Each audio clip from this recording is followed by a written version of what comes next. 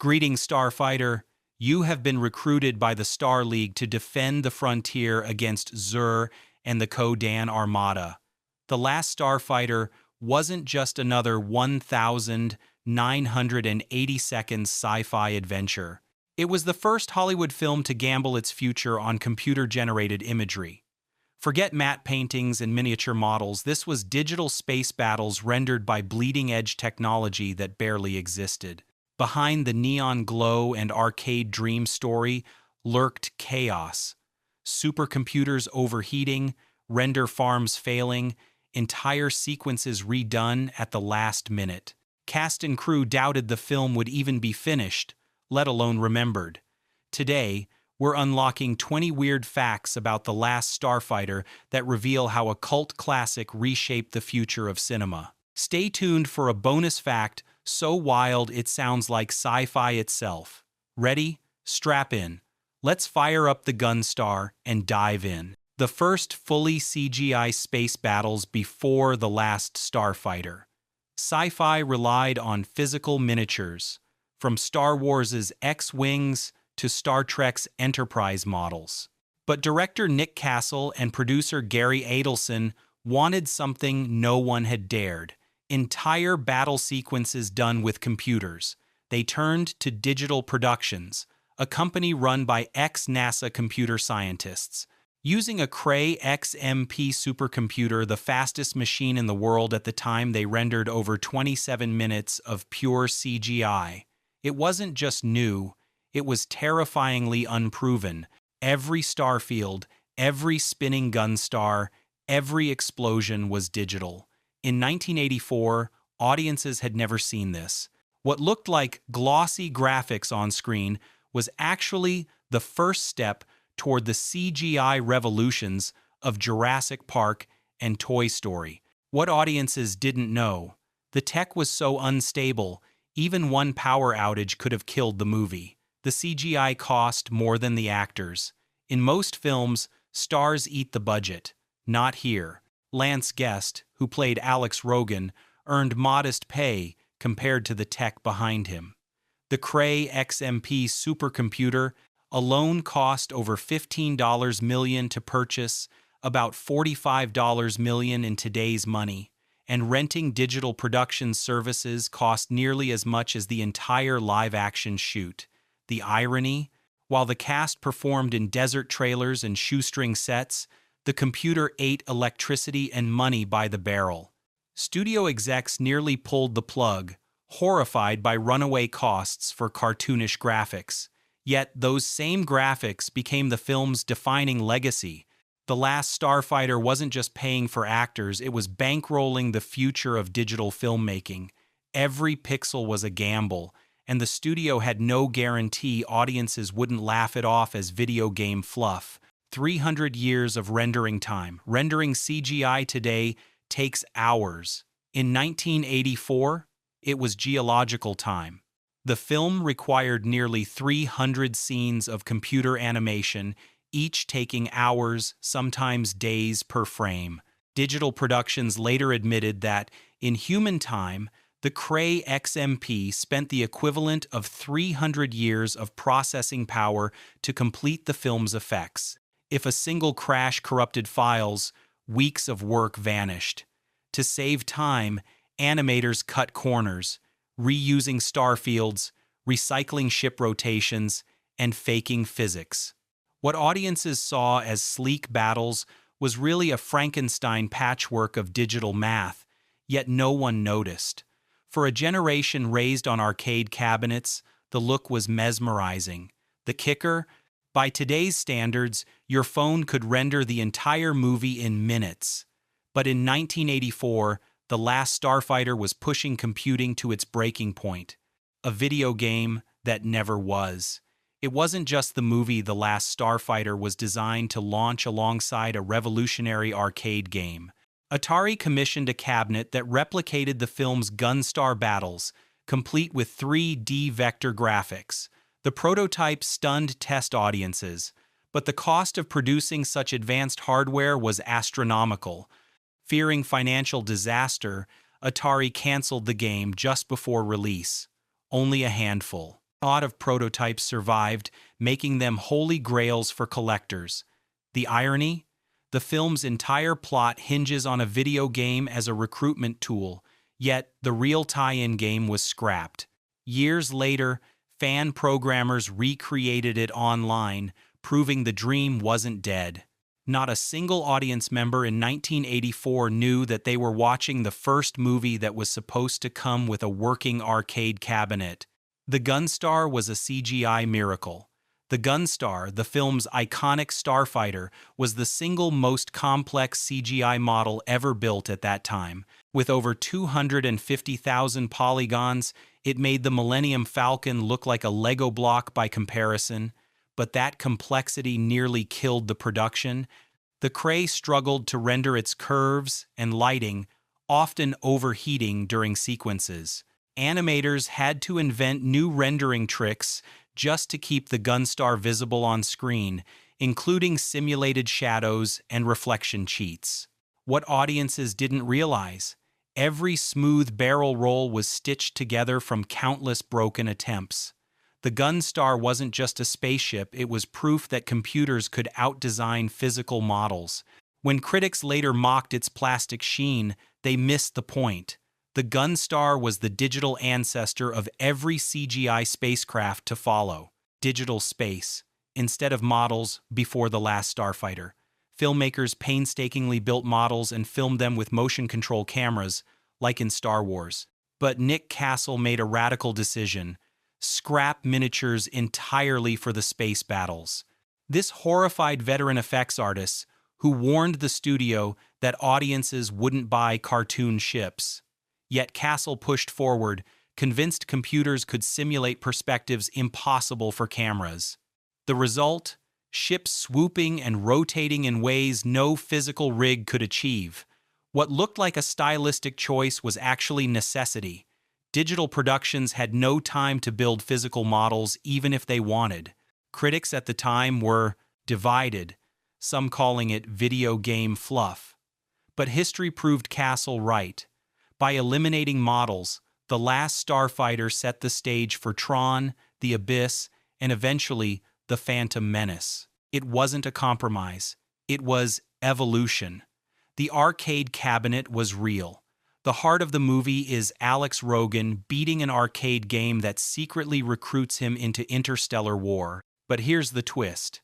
The cabinet was real. Production designers built a fully working arcade machine with flashing lights, sound effects, and playable screens, even though it only ran a looping animation. Actors didn't just mime joystick moves, they played. Locals in the trailer park set begged to try the game between takes, not realizing it was just smoke and mirrors. When the prop was auctioned years later, it became one of the most sought-after pieces of arcade memorabilia, despite not running any actual gameplay.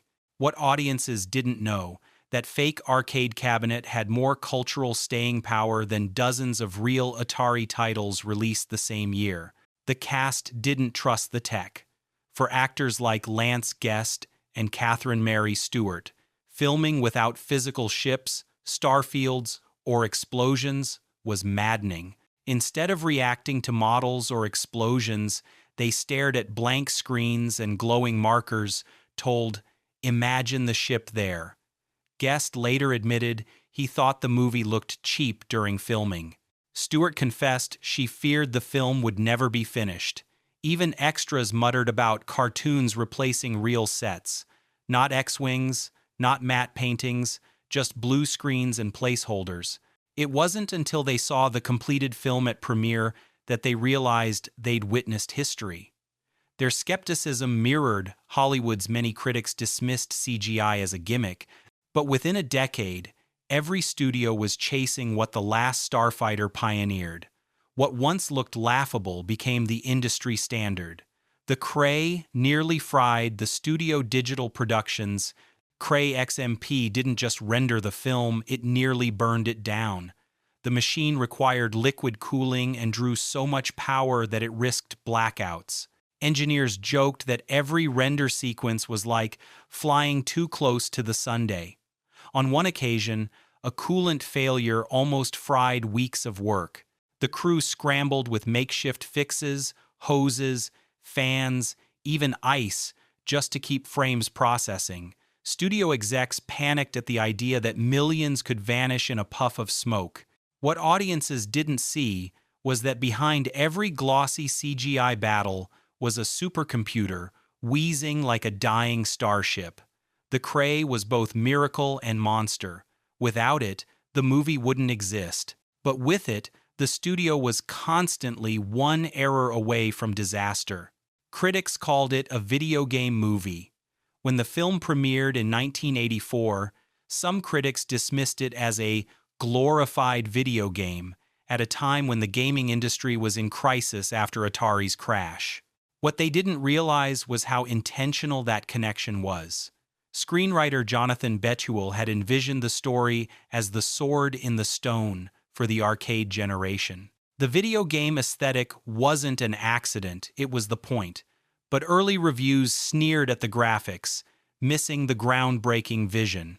Ironically, decades later, the very thing mocked became its legacy. Gamers adopted it as a cult classic, and filmmakers cited it as inspiration for Ready Player One. Here's the kicker. What critics derided as cheap in 1984 is now celebrated as pioneering. And before we blast forward into Fact Hashin' 1, go ahead and like and subscribe, because the next 10 facts only get weirder, wilder, and more shocking than anything you've seen so far. The villain's prosthetics were brutal.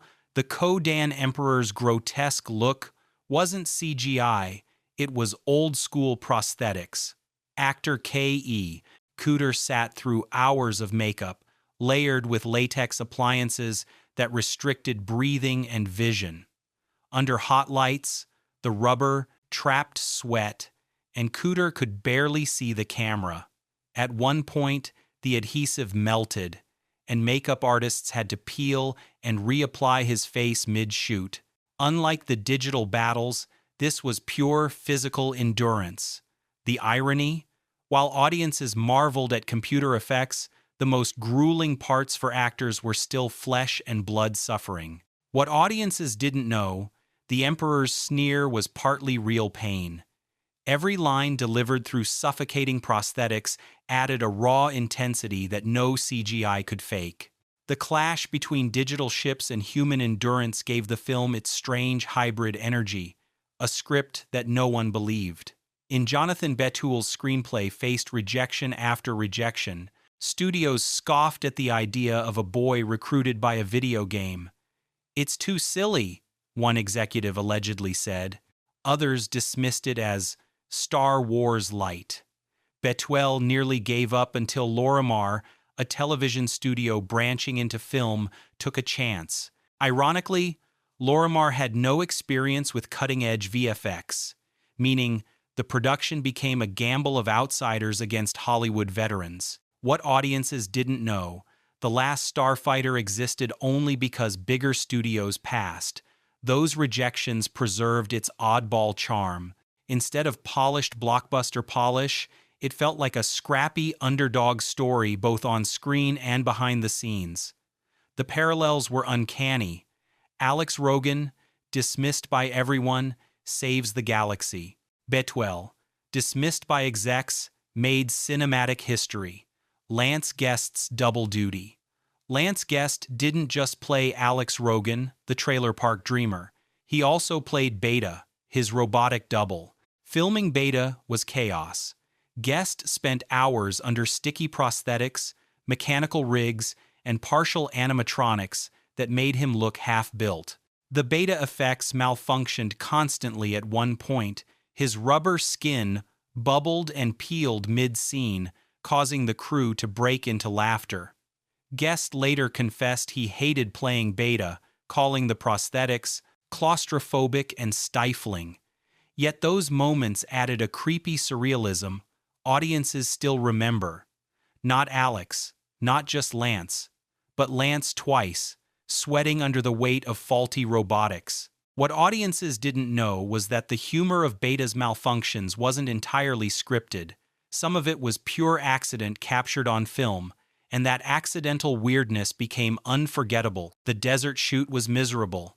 While CGI ate the budget, the human cast sweated it out in New Mexico's blazing Sunday. The trailer park scenes were filmed in scorching heat, with cast and crew hiding under umbrellas between takes. Locals wandered onto set, curious about the fake arcade cabinet. Even worse, dust storms ruined takes, coating cameras and equipment in grit. Catherine Mary Stewart remembered constant dehydration and headaches. Meanwhile, the visual effects team worked in freezing computer labs hundreds of miles away. The irony was striking. On one side, actors fighting heat and exhaustion. On the other, machines battling overheating circuits. What audiences didn't know, the small town looked idyllic on screen but was hell to shoot. The sweat dripping down Alex Rogan's forehead wasn't always acting, it was survival in the desert. An alternate ending was planned originally. The last Starfighter was going to end on a darker note.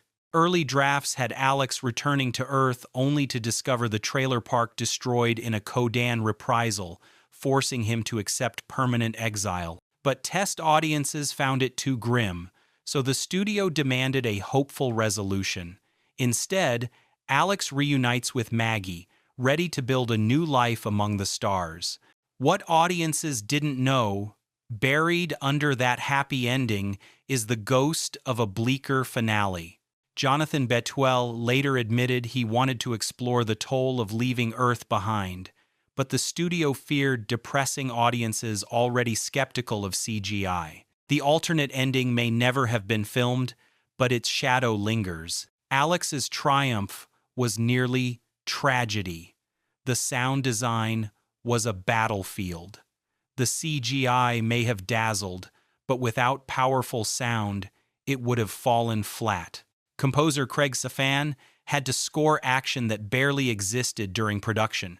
He wrote music before the effects were rendered, using storyboards and rough animatics. Meanwhile, the sound team created laser blasts and explosions by layering recordings of fireworks, gunshots, and even slammed car doors.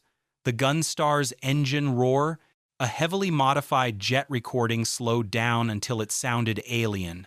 But the real battle came in mixing. CGI battles had no natural sound, so everything had to be invented from scratch.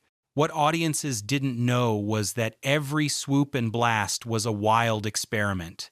Without that sonic landscape, the CGI might have felt hollow. Instead, it thundered with life.